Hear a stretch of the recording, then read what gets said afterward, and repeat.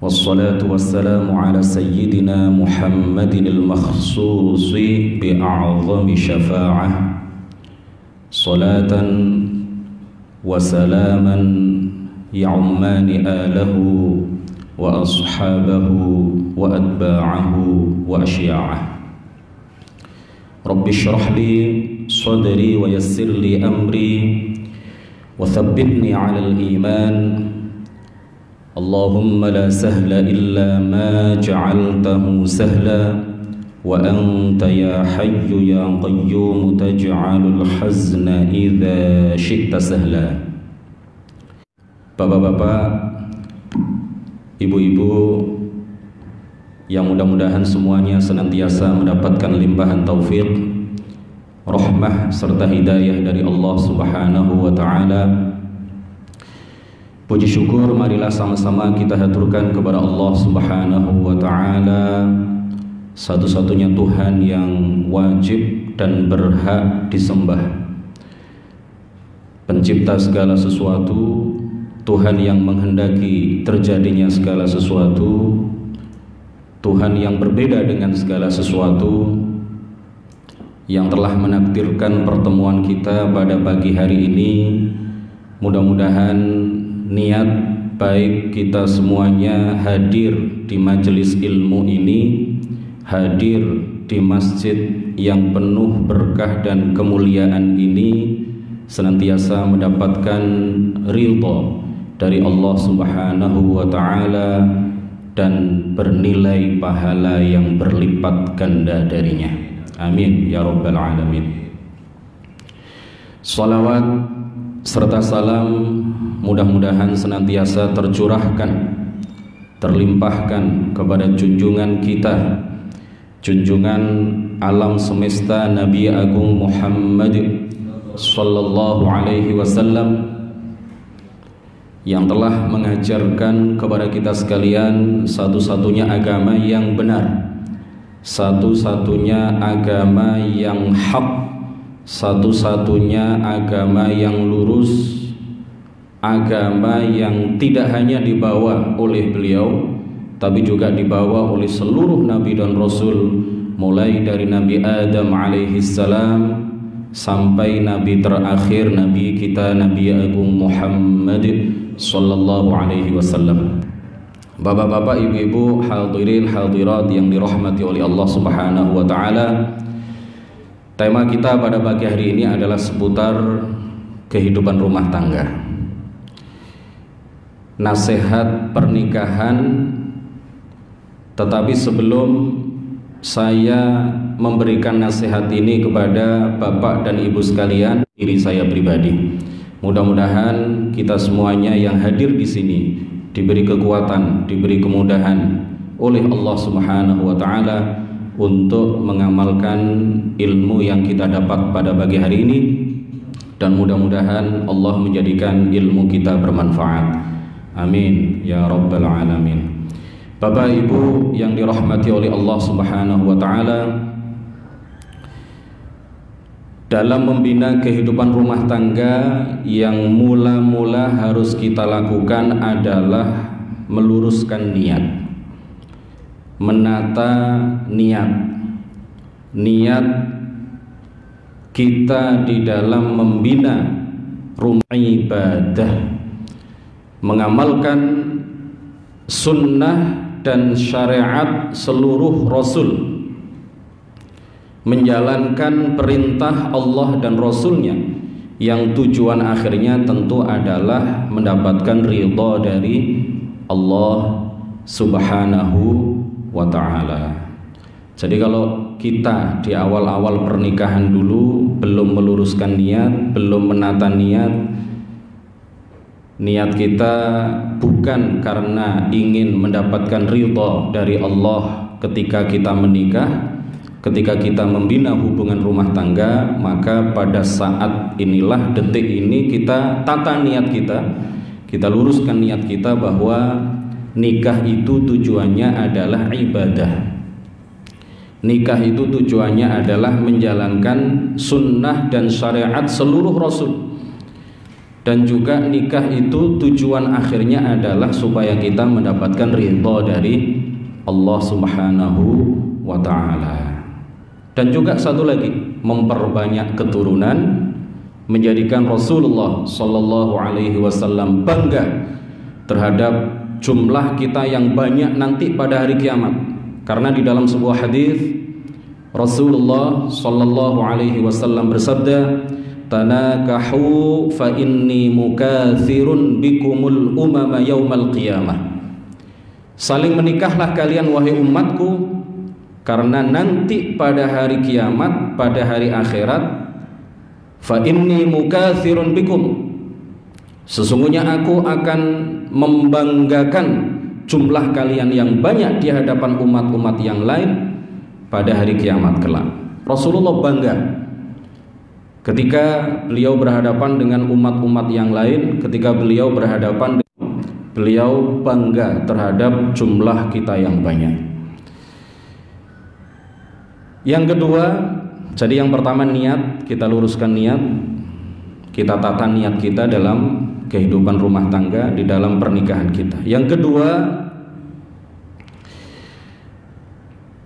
ibarat lembaga pendidikan, ibarat sebuah organisasi, ibarat sebuah institusi, ibarat sebuah yayasan. Maka di dalam kehidupan rumah tangga, suami istri harus duduk bersama menyepakati apa visi, misi, dan tujuan sih Bapak dan Ibu sekalian.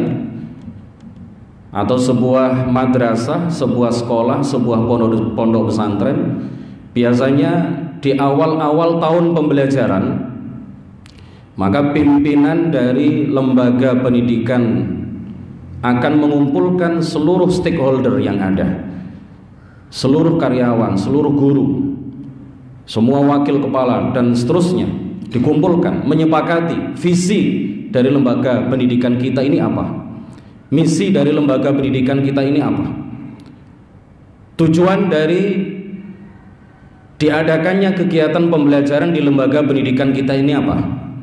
Kalau visinya sudah disepakati bersama, kalau misi sudah ditentukan, kalau tujuan dari diadakannya kegiatan pembelajaran di sebuah lembaga pendidikan itu sudah disepakati oleh semua karyawan, maka setiap kegiatan, setiap program, setiap aktivitas apapun di dalam lembaga pendidikan itu harus mengarah untuk mencapai visi, misi, dan tujuan yang telah disepakati bersama.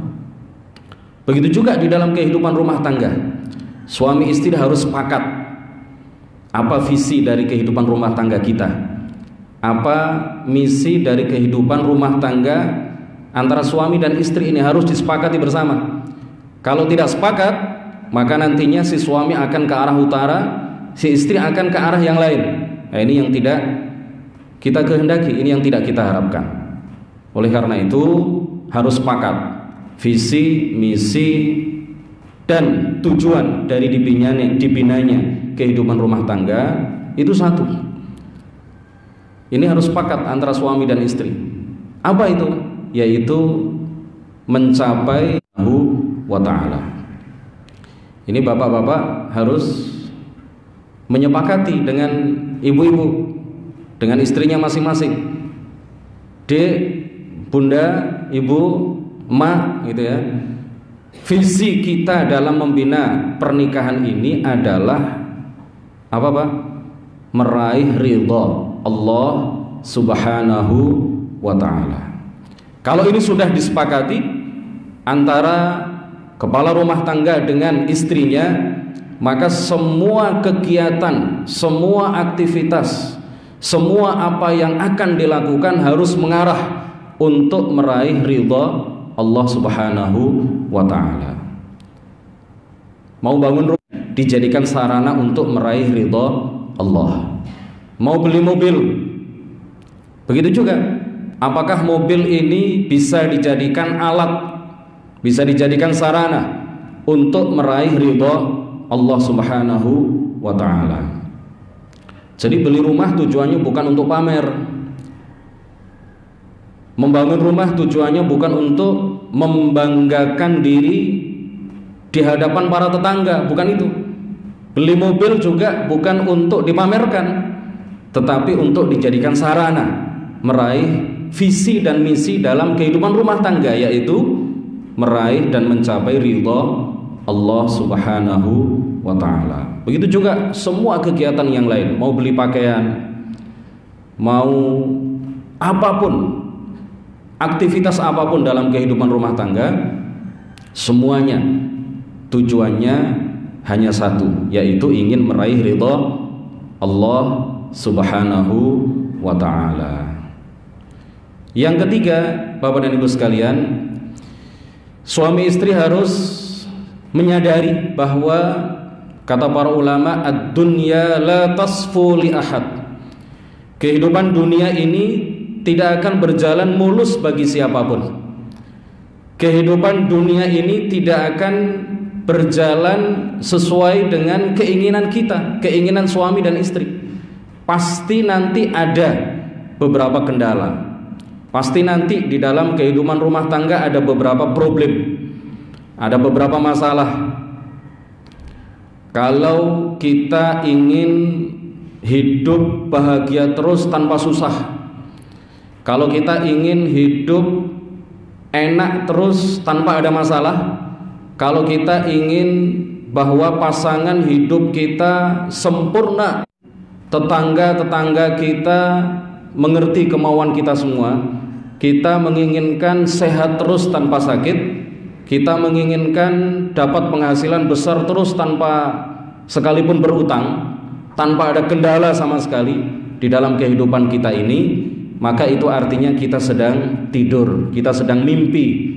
Karena semua apa yang kita harapkan itu tadi, itu hanya ada di surga, tidak di dalam kehidupan dunia yang sementara ini. Jadi ini namanya kehidupan. Ada kalanya sehat, ada kalanya sakit. Ada kalanya 1 bulan dapat sekian juta, ada kalanya kita berhutang. Ada sebagian orang yang banyak anak, hartanya banyak, tetapi ingin punya anak, tidak diberi anak oleh Allah Subhanahu wa ta'ala. Ada orang yang hartanya banyak tapi sering keluar masuk rumah sakit. Ya begitulah dalam kehidupan dunia ini, ya seperti itu. Tidak bisa kita menginginkan semua apa yang baik-baik, semua kesempurnaan dalam diri kita, dalam kehidupan rumah tangga. Ya, selama kita hidup di dunia pasti akan mengalami kendala-kendala.